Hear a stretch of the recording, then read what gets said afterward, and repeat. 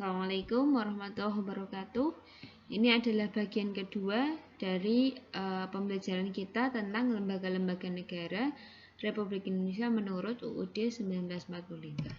Akan kita lanjutkan yang keempat, yaitu Presiden. Nah, ini adalah Istana Presiden. Ini adalah logo dari lembaga kepresidenan atau presiden. Jadi Presiden dan Wakil Presiden Indonesia itu dipilih secara langsung oleh rakyat dalam satu paket pasangan calon. Nah, syarat dan lain-lain, syarat menjadi presiden dan lain-lainnya dijelaskan dalam undang-undang. Indonesia itu adalah negara yang menerapkan sistem pemerintahan presidensial. Nah, jadi presiden punya dua kekuasaan sekaligus, sebagai kepala negara dan kepala pemerintahan. Nah, kepala negara itu adalah simbol dari negara tersebut. Kalau kepala pemerintahan itu memimpin jalannya roda pemerintahan. Di buku kalian sudah dijelaskan beberapa kewenangan dan tugas presiden sebagai kepala negara. Salah satunya adalah menyatakan keadaan perang, menerima duta dari negara lain, memegang kekuasaan tertinggi atas angkatan darat, laut, dan udara, menyatakan keadaan bahaya atau perang, lalu memberikan gerasi, rehabilitasi, amnesti, dan abolisi dengan pertimbangan lembaga negara lain, memberi gelar, tanda jasa, dan kehormatan lainnya. Itu contoh tugas dan wewenang presiden sebagai kepala negara. Lalu sebagai kepala pemerintahan, presiden punya tugas untuk membuat undang-undang bersama DPR, menetapkan peraturan pemerintah, mengangkat dan memberhentikan menteri, dan mengajukan RUU APBN.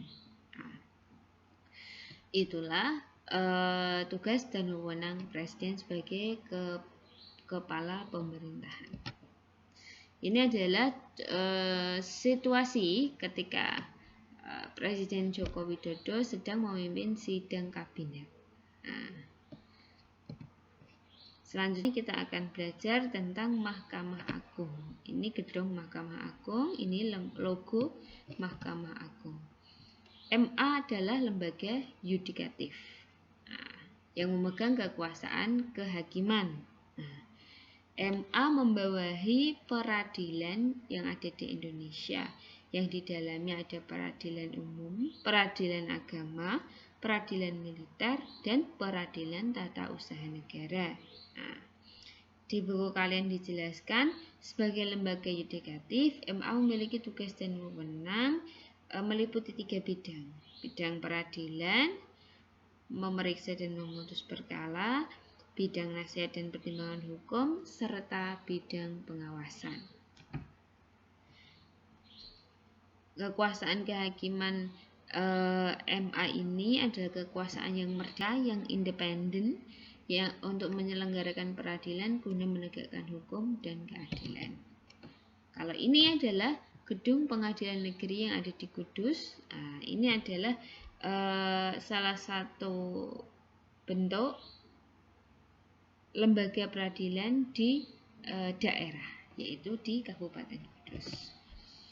Next, kita belajar tentang MK, Mahkamah Konstitusi. Mahkamah Konstitusi juga mengemban amanah sebagai lembaga kehakiman atau pemegang kekuasaan yudikatif. Mahkamah Konstitusi adalah lembaga baru yang dibentuk setelah Reformasi 1998. Mahkamah ini bertugas menyelenggarakan peradilan dan kewenangan yang berkaitan dengan satu, sengketa pemilu, yang kedua tentang judicial review atau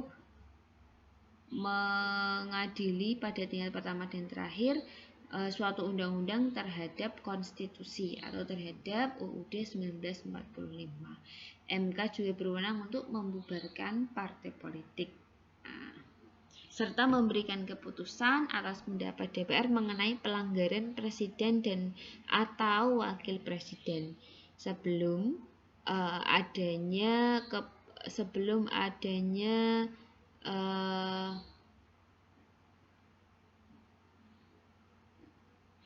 pemberhentian dari MPR. Mahkamah Konstitusi itu hakimnya ada 9. Ini disimbolkan dengan 9 pilar di gedung Mahkamah Konstitusi. Selanjutnya ini adalah situasi sidang di MK. Ini sidang yang sangat viral waktu itu, yaitu sidang sengketa pemilu tahun 2019. Ini hakimnya ada 9, semuanya hadir. Next, Komisi Yudisial. Komisi Yudisial juga dibentuk setelah adanya amandemen UUD 45 pasca reformasi. Komisi Yudisial berwenang mengusulkan pengangkatan hakim agung serta menjaga dan menegakkan kehormatan, keluhuran, martabat, dan perilaku hakim. Komisi Yudisial ini dibentuk dengan tujuan untuk mewujudkan lembaga peradilan dan penegak hukum yang mandiri, yang independen, yang bebas dari pengaruh penguasa dan pengaruh pihak-pihak lain. Itulah Komisi Yudisial. Yang terakhir adalah Badan Pemeriksa Keuangan. Ini pemegang kekuasaan eksaminatif. Lembaga ini lembaga yang bebas, mandiri, independen, punya tugas khusus untuk memeriksa pengelolaan dan tanggung jawab keuangan negara. Bukan ngatur uang seperti Bank Indonesia ya, beda. Hasil pemeriksaan BPK ini diserahkan pada DPR, DPD, dan DPRD sebagai bahan untuk melakukan fungsi pengawasan. Tugas BPK ini untuk memeriksa pengelolaan dan tanggung jawab pemerintah tentang keuangan negara. Jadi BPK itu menjadi auditor eksternal keuangan negara yang bebas dan mandiri.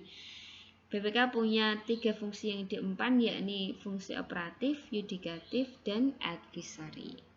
Lebih lengkapnya pelajari buku kalian halaman 50. Demikian materi yang saya sampaikan. Sekarang untuk mempertajam pemahaman kalian, buatlah rangkuman tentang lembaga-lembaga negara setelah amandemen dalam bentuk peta konsep. Cermati contoh berikut sebagai acuan, tapi kreasikan bentuknya sesuai kreativitasmu masing-masing. Ini silakan diperhatikan, misalnya presiden. Tulis dasar hukum dari kekuasaan presiden di sini, bisa dibaca di bab 1. Lalu tugas dan kewenangan presiden sebagai kepala negara dan kepemerintahan apa? Silakan ditulis. Buat seperti ini. Oke. Selamat berkreasi, terima kasih, selamat belajar. Wassalamualaikum warahmatullahi wabarakatuh.